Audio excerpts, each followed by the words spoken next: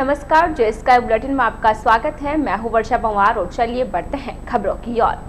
शहर में रखरखाव व देखरेख के अभाव में ऐतिहासिक दरवाजे जीर्ण शीर्ण अवस्था में पहुंच रहे हैं। समय पर मरम्मत नहीं होने के कारण अब हालात ये हो गए हैं कि इन दरवाजों की इमारतों से प्लास्टर गिरने लगा है। मंगलवार को शहर की ऐतिहासिक धरोहर अजमेरी गेट की इमारत से भी अचानक प्लास्टर गिरने लगे, जिसके कारण वहां से निकलने वाले राहगीरों व वाहन चालकों को परेशानियों का सामना करना पड़ा।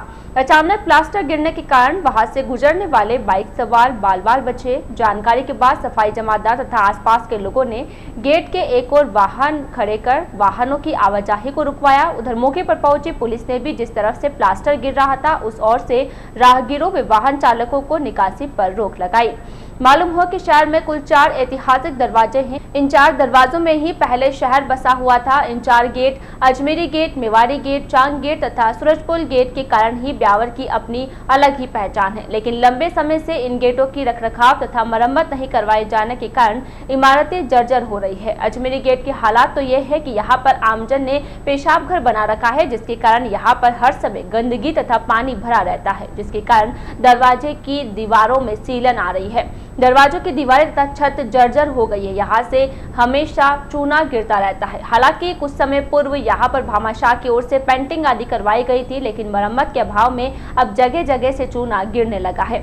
मंगलवार को घटित घटनाक्रम के बाद नगर परिषद के क्षेत्रीय जमादार रवि कुमार ने नगर परिषद आयुक्त को लिखित में इसकी सूचना दी है। जमादार ने बताया कि अजमेरी गेट जर्जर अवस्था में पहुंच गया है, जिसके कारण यहाँ पर हर समय हादसे की आशंका बनी हुई है। जब मैं 6:30 बजे 7 बजे के बीच में जब अजमेरी गेट पर आया तो मैंने देखा कि एक मोटरसाइकिल वाला वो बाहर निकल के यहाँ पर जोर से जब ये मलबा गिरा तो मलबा गिरा कि मैं ये कहना चाहता हूँ प्रशासन को कि हमारे ब्यावर के अंदर 4 ऐतिहासिक दरवाजे हैं, अजमेरी गेट, मेवाड़ी गेट, चांद गेट और सूरजपुर गेट। लेकिन अजमेरी गेट से जो अजमेर का जो दरवाजा गिरा है, अजमेरी गेट मेन बाजार में जो आता है, इसको नगर परिषद प्रशासन या उपखंड प्रशासन या कोई पार्षद या सभापति इस पर ध्यान नहीं दे रहे हैं। और मैं पार्षद भी कहता हूँ, पार्षद अब तक अपने वार्डों भी कहते हैं, लेकिन जो ब्यावर की जो धरोहर है अजमेरी गेट, आज इस तरह की देखने को मिल रहा है। यहाँ पर किस तरह की हालत हो रही है और ऊपर से चूना गिर रहा है और यहाँ पर कभी बड़ा हादसा हो सकता है।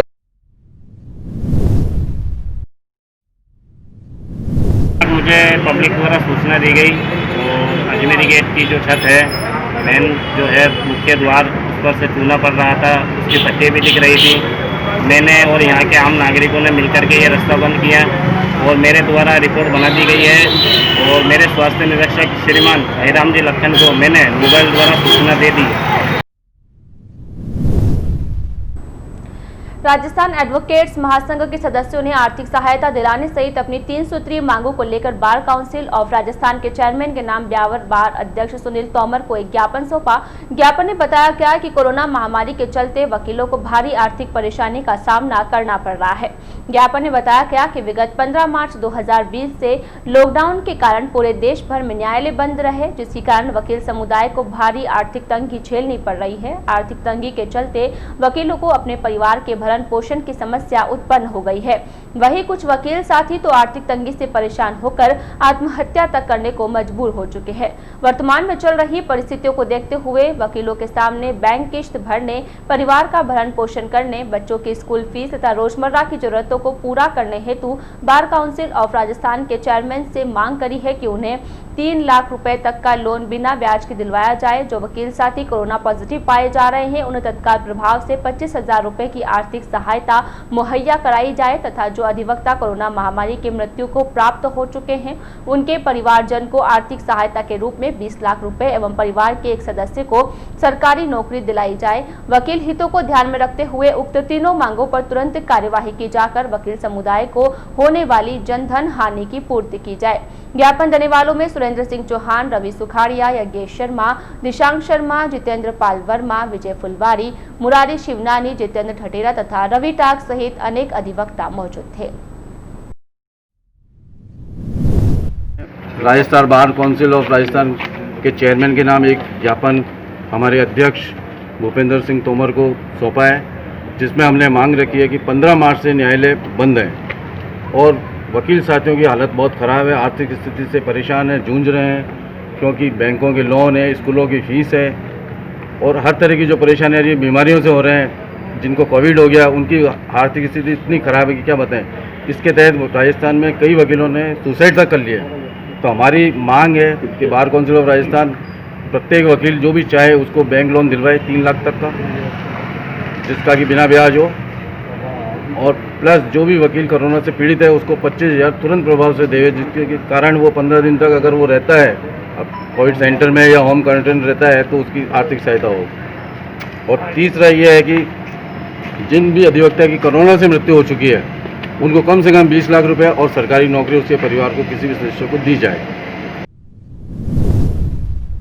कोरोना संकट के चलते आर्थिक परेशानियों से जूझ रहे कृषि उपभोक्ताओं को विद्युत निगम द्वारा बड़ी राहत प्रदान की गई है। डिस्कॉम अध्यक्ष ने निर्देश जारी कर कृषि उपभोक्ताओं को 31 अक्टूबर तक बगैर विलंब शुल्क दिए विद्युत बिल जमा कराने की छूट प्रदान की है। जारी किए गए निर्देशों में कहा गया कि कोरोना के चलते प्रदेश भर के कृषि उपभोक्ताओं के मार्च, अप्रैल, मई व जून माह के विद्युत बिलों का भुगतान 30 जून तक स्थगित किया गया था। वहीं स्थगित भुगतान के बिलों की बकाया राशि को माह जुलाई और अगस्त में 2 किश्तों में बगैर विलंब शुल्क के भुगतान की सुविधा दी गई थी। इसके बाद अब डिस्कॉम की ओर से आर्थिक परेशानियों से जूझ रहे कृषि उपभोक्ता जो अब तक अपने बकाया विद्युत बिलों को जमा नहीं करवा पाए, उन्हें सहूलियत प्रदान की गई है। डिस्कॉम की ओर से उन्हें राहत देते हुए बकाया बिल की मूल राशि 31 अक्टूबर तक जमा करवाने पर पेनल्टी व विलंब शुल्क से राहत दी गई है। डिस्कॉम की ओर से यह सुविधा बीपीएल और लघु घरेलू श्रेणी सहित ऐसे उपभोक्ता जिनका मासिक उपभोग 50 यूनिट्स तक है, ऐसे उपभोक्ताओं को भी 31 अक्टूबर तक बकाया बिल जमा कराने की छूट प्रदान की गई है। विद्युत वितरण निगम की ओर से कृषि क्षेत्र में विद्युत आपूर्ति की गुणवत्ता में वृद्धि और राजस्व हानि पर लगाम लगाने के लिए व कृषि उपभोक्ताओं को सुविधा प्रदान करने के उद्देश्य से स्वैच्छिक भार वृद्धि घोषणा योजना शुरू की गई थी। यह योजना पूर्व में 31 मार्च 2020 तक ही प्रभावी थी। वहीं अब कोरोना के चलते उत्पन्न हुई परिस्थितियों के चलते इस योजना को 31 दिसंबर तक लागू कर दिया गया है। इसके तहत अब कृषि उपभोक्ता अपने कनेक्शन के स्वीकृत भार को स्वयं की घोषणा के अनुसार बगैर पेनल्टी राशि के मात्र धरोहर राशि प्रति एचपी 30 रुपए प्रति माह की दर से 2 माह के लिए जमा करवा कर नियमित करवा सकते हैं। राज्य सरकार ने एवं निगम ने कृषि उपभोक्ताओं के लिए कुछ राहत प्रदान की है। जो भी कृषि उपभोक्ता है बिना किसी विलंब शुल्क के अपना जो विद्युत का बिल है 31 अक्टूबर तक जमा करा सकते हैं, जिसमें कोई विलंब शुल्क या विलंब चार्ज नहीं लगेगा। इसी तरह बीपीएल एवं छोटे घरेलू उपभोक्ता जिनके उपभोग 50 यूनिट से यूनिट तक है, 50 यूनिट या 50 यूनिट से कम है, उनको भी 31 अक्टूबर तक अगर अपना बिल जमा कराते हैं तो उनके ऊपर किसी प्रकार का कोई विलंब शुल्क या एलपीएस नहीं लगेगा। कृषि उपभोक्ताओं के लिए अभी राज्य सरकार ने और निगम ने जो भी कृषि उपभोक्ता जिनके VCR चोरी करते पकड़े गए हैं और जिनके ऊपर प्रकरण बनाकर विजिलेंस चेकिंग रिपोर्ट बना करके और जुर्माना राशि तय की गई है, वो अपना जुर्माना राशि का 20% जमा करके समझौता समिति के माध्यम से अपने प्रकरण का निस्तारण करा सकते हैं। साथ ही अगर उपभोक्ता चाहे, कृषि उपभोक्ता चाहे कि हम अपना प्रकरण पूरी तरह से समाप्त करा लें तो 50% जो भी जुर्माना राशि है उसका जमा करा करके सहायक अभियंता कार्यालय में से सहायक अभियंता को पावर है जो कि अपने प्रकरण को निस्तारण करा करके प्रकरण बंद करा सकता है। कृषि उत्पादन व्यापार और वाणिज्य अध्यादेश 2020 के लागू होने के साथ ही इसका असर शहर की कृषि उपज मंडी पर दिखना शुरू हो गया है। आलम यह हो गया है कि गत वर्ष हुई आय के मुकाबले इस बार की आय नाम मात्र की हुई है, जिस कारण मंडी कर्मचारियों के वेतन मिलना तक का खतरा मंडराने लग गया है। मंडी कर्मचारियों ने बताया कि कृषि उपज मंडी में अब परिसर में आने वाली जिन्सों पर ही काश्तकारों व व्यापारियों को मंडी शुल्क देना होगा। मंडी के बाहर काश्तकार व व्यापारी बिना किसी लाइसेंस से कृषि उपज की खरीद फरोख्त कर सकेंगे। इस आदेश के बाद मंडियों के भविष्य पर खतरा मंडराने लगा है। कृषि उपज मंडी के व्यापारी अधिकारियों के समक्ष दुकान का लाइसेंस तक निरस्त कर पैसा वापस देने की मांग कर रहे हैं, क्योंकि व्यापारियों का कहना है कि यदि बाहर टैक्स नहीं लगेगा तो मंडी के अंदर कौन सा काश्तकार अपनी उपज का बेचान करने के लिए आएगा। यदि मंडी में जिनसे ही नहीं आएगी तो मंडी व्यापारियों का व्यापार बंद होने से आर्थिक संकट खड़ा हो जाएगा। व्यापारियों ने बताया कि कृषि उपज मंडी में 658 व्यापारी हैं जो रोजाना काश्तकारों से माल की खरीद करते हैं, लेकिन केंद्र सरकार ने कृषि उत्पादन व्यापार और वाणिज्य अध्यादेश 2020 लगाया है। इसमें बड़ी कंपनियों को कृषि मंडी के बाहर और कहीं भी माल खरीदने की छूट दी गई है।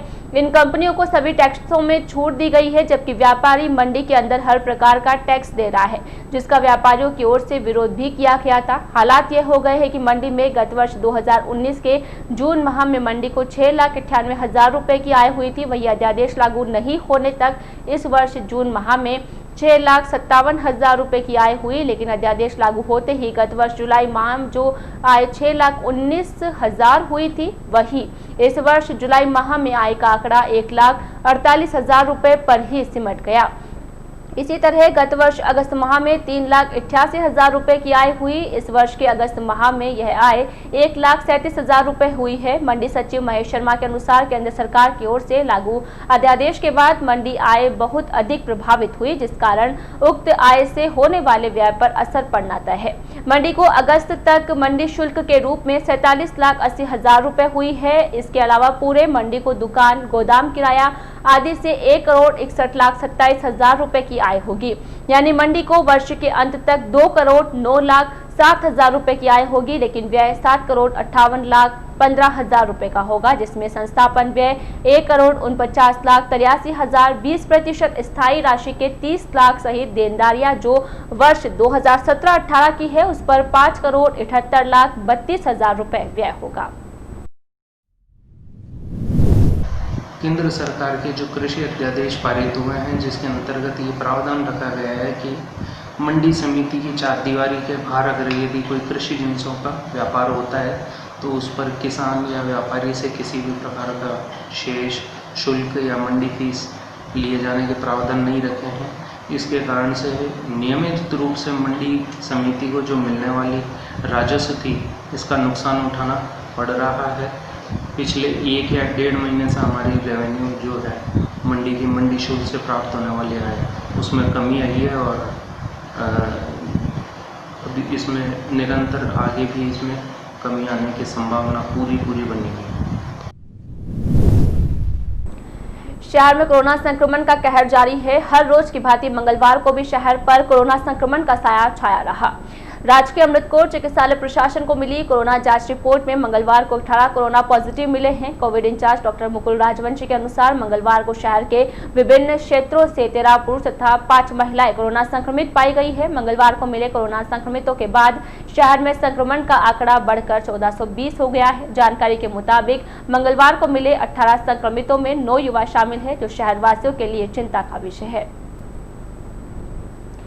रावत सेना की ओर से अमर शहीद महान क्रांतिकारी भगत सिंह की जयंती मनाई गई। ग्राम पंचायत दुर्गावास में आयोजित जयंती कार्यक्रम को संबोधित करते हुए रावत सेना संस्थापक महेंद्र सिंह रावत ने शहीद भगत सिंह की जीवनी पर प्रकाश डाला और आने वाले समय में मगरे के युवाओं में शहीद भगत सिंह के विचारों को पहुंचाकर युवा पीढ़ी में नई क्रांति का आगाज करने का आह्वान किया। इसी प्रकार प्रदेश प्रवक्ता एवं दुर्गावास सरपंच हरि सिंह रावत ने कहा कि युवा पीढ़ी में भगत सिंह के आचार विचार को बढ़ाने के लिए प्रयास किए जाएंगे। इसी प्रकार सरमालिया सरपंच गोवर्धन सिंह सरगांव ने कहा कि पंचायत में शहीद भगत सिंह की मूर्ति लगाकर युवाओं को नई दिशा दी जाएगी। कार्यक्रम में किशोर सिंह रावत, एडवोकेट जितेंद्र सिंह पवार, सुनील चौहान, वीरेंद्र सिंह, लक्ष्मण सिंह, नारायण सिंह चांग, राजेश मेवाड़ा, हेमंत दादीश, विकास कुमावत, हिम्मत सिंह, सूर्या रावत, अफरोज खान, विक्रम सिंह, प्रताप सिंह सुरडिया, माधो सिंह, नोंदरी मालदेव तथा जसवंत सिंह अतीतमंड आदि कार्यकर्ताओं ने शहीद भगत सिंह को श्रद्धासुमन अर्पित किए।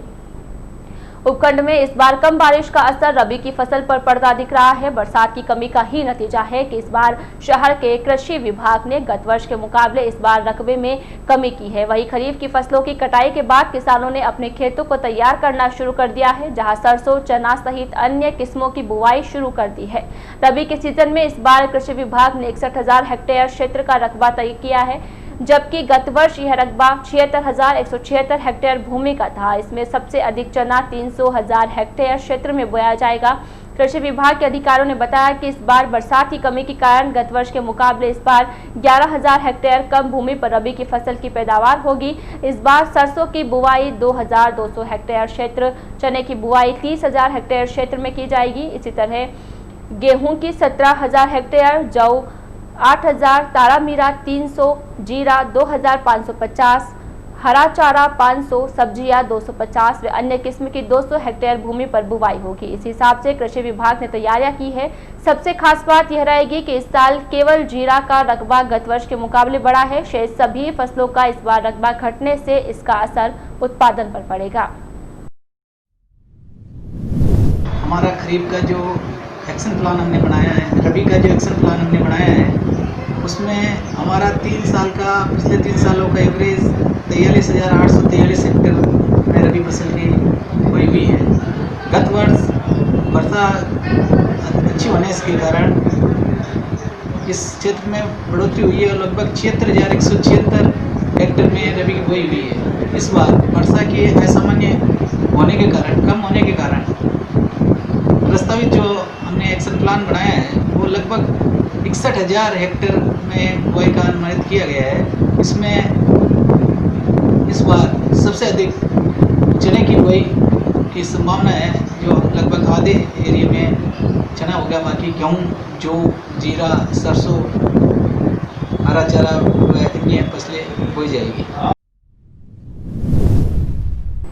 सदर थाना अंतर्गत ग्राम मंधेरी देवरी निवासी एक महिला की एक केस में उपचार के दौरान मौत हो गई। उधर सदर थाना पुलिस ने मौत को संदिग्ध मानते हुए परिजनों की सहमति पर पोस्टमार्टम करवाया तथा शव परिजनों के सुपुर्द किया। जानकारी के अनुसार अंधेरी देवरी निवासी श्रीमती संतोष देवी पत्नी राजेंद्र सिंह रावत की सोमवार शाम को अचानक तबीयत खराब हो गई थी। बताया जा रहा है कि तबीयत खराब होने के बाद परिजनों ने उसे उपचार के लिए राजकीय अमृतकोट चिकित्सालय लाकर भर्ती करवाया, जहाँ पर देर रात में उसकी मौत हो गई।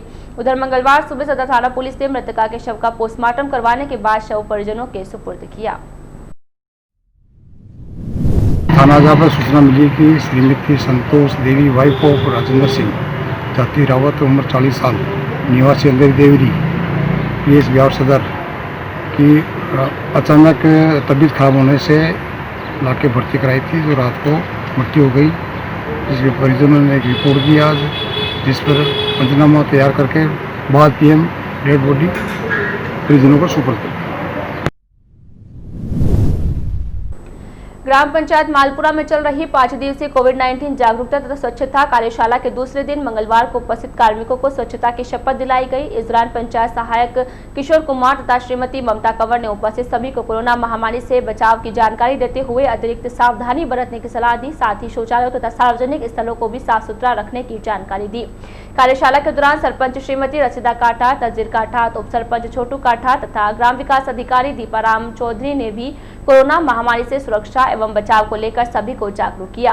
कार्यशाला के दौरान ग्राम पंचायत सहायक रंजीता कुमारी, शंकर सिंह, सुरेश चंद, आंगनबाड़ी कार्यकर्ता मीना कंवर, प्रेम काठात, पार्वती, सरोज, यशोदा, निर्मला, जनसेवक अजमत काठात, विशाल काठात, राहुल अटवाल, आंगनबाड़ी कार्यकर्ता कांता देवी, रीला देवी, लक्ष्मी देवी, राधा देवी, समाजसेवी गणपत सिंह, जय कुमार, गोपाल सिंह, छात्र संघ के अजीत कांटा, रतन, सुरेश, सलीम तथा इमित्र संचालक फिरोज खान आदि उपस्थित थे। शहर के मुख्य मार्गों पर हुए गड्ढों से आमजन को होने वाली परेशानी से कुछ हद तक राहत मिलने की उम्मीद है। सार्वजनिक निर्माण विभाग की ओर से मुख्य मार्गों पर हुए गड्ढों पर पेचवर्क का कार्य शुरू करवाया गया है। गड्ढों पर पेचवर्क होने के बाद लोगों को होने वाली असुविधा से मुक्ति मिलेगी।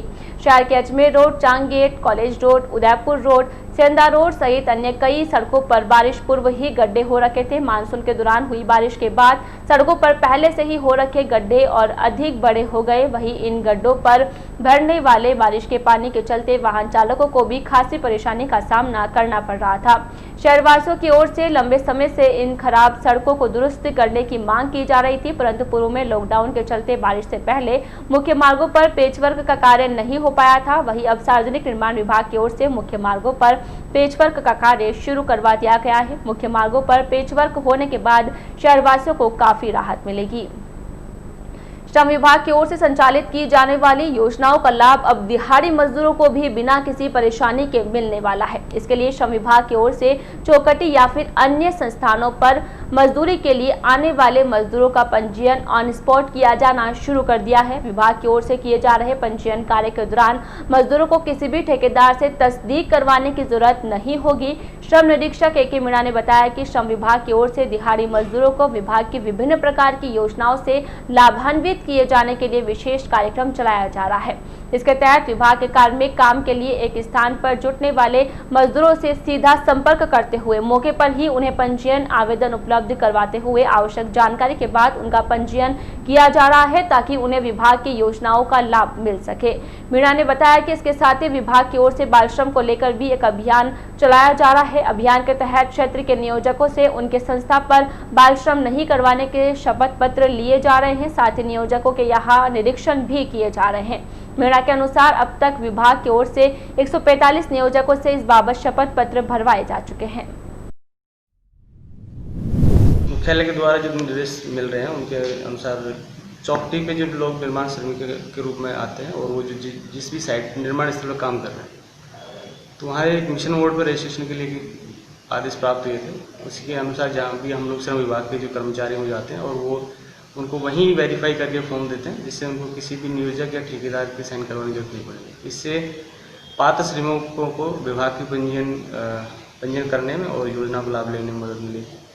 इसके अलावा यह है कि जो बाल श्रम से संबंधित एक विभाग बहुत संवेदनशील है क्योंकि विषय ही काफ़ी सेंसिटिव है। तो इसको लेके जितनी भी संस्थाएं जो वाणिज्यिक संस्थाएं दुकानें उन पर जन जागरूकता अभियान चलाया जा रहा है जिससे वहाँ पर उनसे बाल श्रम न करवाने संबंधित शपथ पत्र भरवा गया। तो ये अभियान पिछले महीने से चालू है और आगे भी चलता रहेगा। अब तक लगभग पूरे ब्यावर में 145 संस्थाओं को विजिट किया गया और वहाँ पर उनसे बाल श्रम न करवाने संबंधित शपथ पत्र भरवाए गए।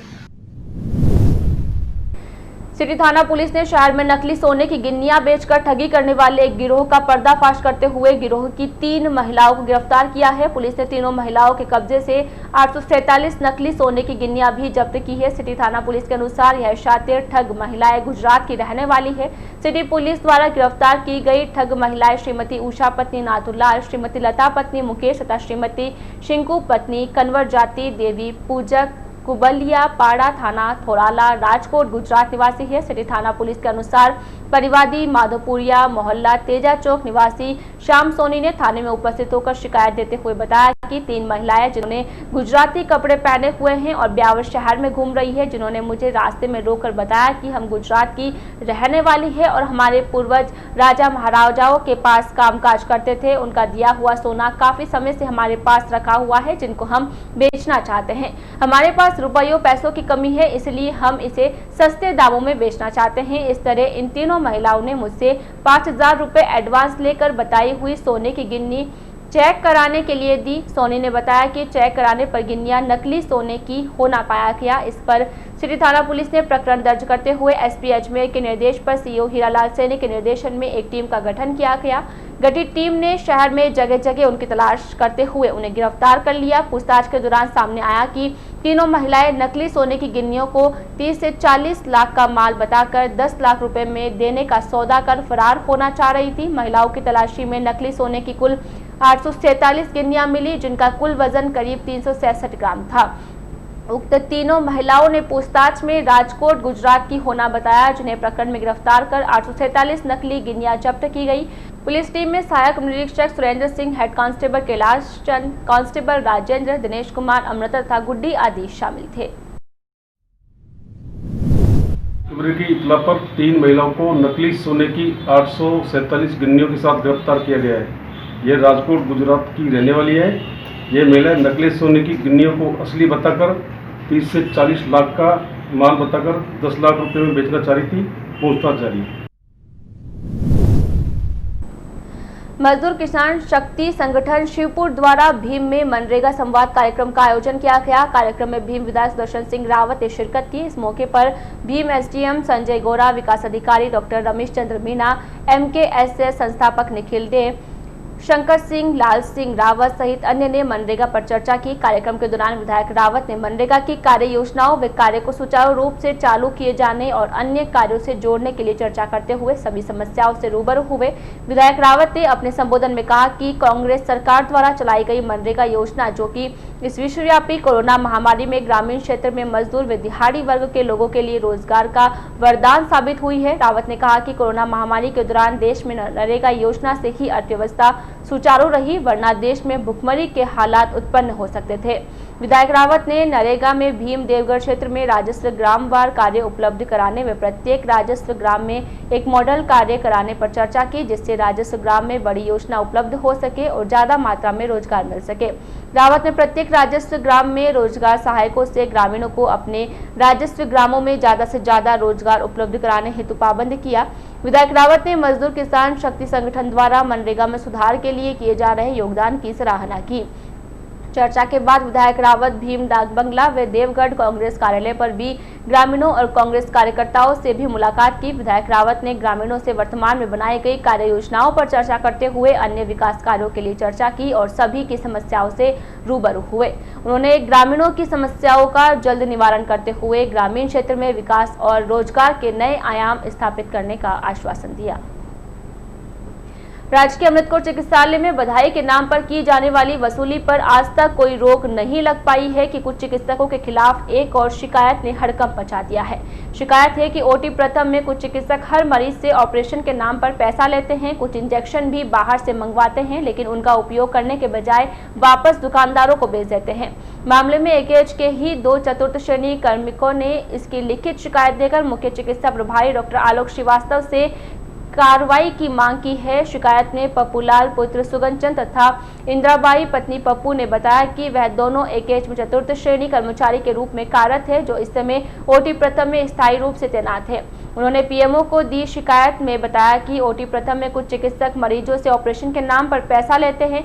यही नहीं, रोपी वैक्सीन एवं एटोमिडेट नामक इंजेक्शन भी मरीजों से बाहर से ही मंगवाते हैं। उक्त इंजेक्शनों को उपयोग में लेने के बजाय उन्हें चुपचाप वापस बाहर निकलने के बाद दुकानदारों को बेच देते हैं, जिससे मरीजों को अनावश्यक आर्थिक नुकसान पहुंच रहा है, जबकि अस्पताल से निःशुल्क मिलने वाले इंजेक्शन का उपयोग किया जा रहा है। शिकायत में यह भी बताया गया है कि चिकित्सक मनमाने तरीके से ओटी में कचरा एवं गंदगी पटक देते हैं। रविवार को अवकाश के दिन भी अपने स्वास्थ्य के चलते ओटी में ऑपरेशन करते हैं। शिकायत में 20 सितंबर तथा 25 सितंबर को भी ऑपरेशन किए जाने की शिकायत की गई है। बहरहाल मामला कुछ भी हो, लेकिन इस शिकायत ने एकेएच की व्यवस्था एवं चिकित्सकों की कार्यप्रणाली पर सवाल खड़े कर दिए हैं, जो अब जाँच का विषय है। ये ऑफ छुट्टी होने के बावजूद भी है जो यहाँ के ऑपरेशन करते हैं छुट्टी पे रहते हैं। एक तो देविंदर जी हैं, बादल जी हैं, और एक वो महेंद्र सिंह जी, क्या नाम, बेनीवाल है, और ये अरविंद जी वगैरह। और ये वार्ड बॉय है जो सफाई का काम करते हैं। वार्ड बॉय दोनों भी वो भी काम करते हैं, वो आ जाते हैं। उनके मतलब कोई इमरजेंसी नहीं हड्डी की, फिर भी वो लोग आके मतलब ऑपरेशन चारों जब करते हैं, बादल जी, बेनीवाल जी और अरविंद जी।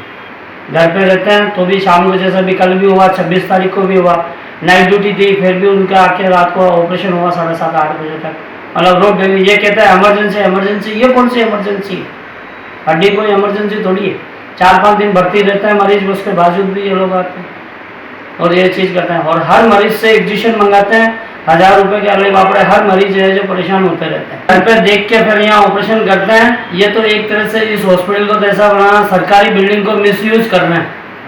जब चाहे जब आके इमरजेंसी कहते हैं इमरजेंसी, और इमरजेंसी रजिस्टर के अंदर इमरजेंसी लिखो ही नहीं है, फिर भी इमरजेंसी करते हैं। ये तो कि डॉक्टर जो चाहे जो डिसीजन ले सकते हैं।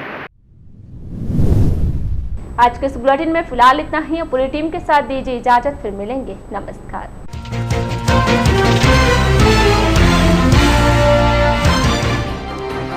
शहर के ऐतिहासिक अजमेरी गेट से गिरने लगा प्लास्टर, आवाजाही होने के कारण बढ़ रही है हादसों की आशंका।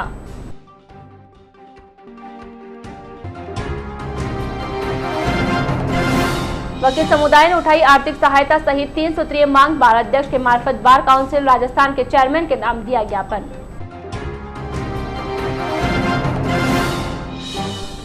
शहर में शुरू हुआ सड़कों का पेचवर्क कार्य, आमजन को मिलेगी परेशानियों से राहत।